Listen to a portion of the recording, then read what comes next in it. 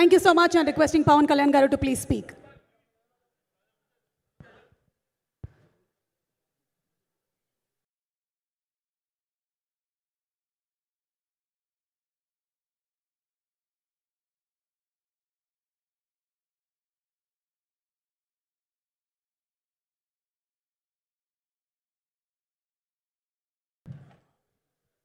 Podium లేకపోతే కొంచెం మాట్లాడడం కష్టం నాకు.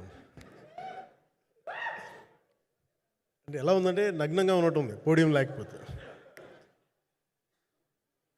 కొంచెం అందరూ మీరు దయచేసి వస్తే let me have an interaction.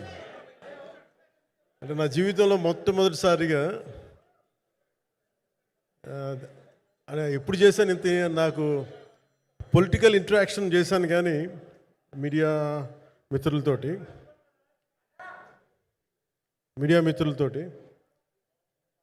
Cinema పరంగా నేను ఎప్పుడు ఆలోచించలేదు, ఎప్పుడు నాకు చేయలేదు. ఫస్ట్ టైం మొదటిసారి నేను ఎప్పుడు కొంచెం మొహాట పడతాను మాట్లాడటానికి సినిమాకి సంబంధించినంత వరకు. ఇక్కడ సినిమాని ఎలా ప్రమోట్ చేసుకోవాలో నాకు తెలియదు. పని చేయడం తెలుసు తప్ప దీన్ని అంటే మనం ఇంత చేసామని చెప్పడం ఎప్పుడు నాకు కొంచెం ఎబ్బెట్టుగాను ఇబ్బందిగా ఉంటుంది. ఇంకా నేను చాలా యాక్సిడెంటల్ యాక్టర్ అండ్ ఇంకా గత్యంతరం లేక టెక్నీషియన్ అయిన వాడిని. నాకు నచ్చే సన్నివేశాలు, నచ్చే సినిమాలు చేసుకోవడానికి. ఆ పరిస్థితుల్లో ఇది నా మొదటి ఇంటరాక్షన్. ఇది నా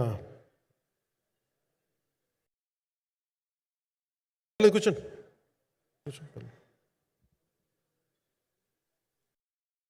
రథం గారు వస్తారు. నేను ఇదంతా చేయడానికి, మీడియా మాట్లాడడానికి ఇదేదో నాకు పొగరు అహంకారం ఏం కాదు. సినిమా గురించి నాకు చెప్పుకోవడం, ఎబ్బెట్టుకోవడం, ఏం మాట్లాడాలో తెలియక చెప్తే ఎక్కువైపోద్దా, చెప్తే తక్కువ అయిపోద్దా అని. కానీ ఈ పర్టికులర్ ప్రెస్ మీట్ ఎందుకు పెట్టానంటే రత్నం గారి కోసం పెట్టాను. అంటే సినిమా బతకాలి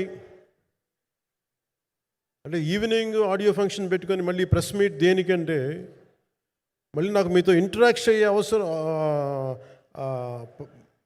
ఫంక్షన్ తర్వాత ఉండకపోవచ్చేమో అని చెప్పేసి అదొకటి మేజర్ ఒక ఇది కన్సర్న్. అదొకటి. అంటే రత్నం గారు అంటే ఈవినింగ్ చెప్దాం అనుకున్నా, బట్ స్టిల్ ఇప్పుడే చెప్పేస్తున్నాను ఈ మాట.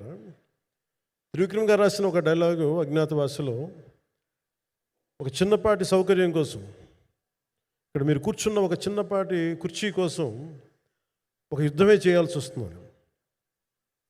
అలాంటిది ఒక సినిమాని చేయడం అంటే ఎన్నిసార్లు మినీ యుద్ధాలు చేయాలి.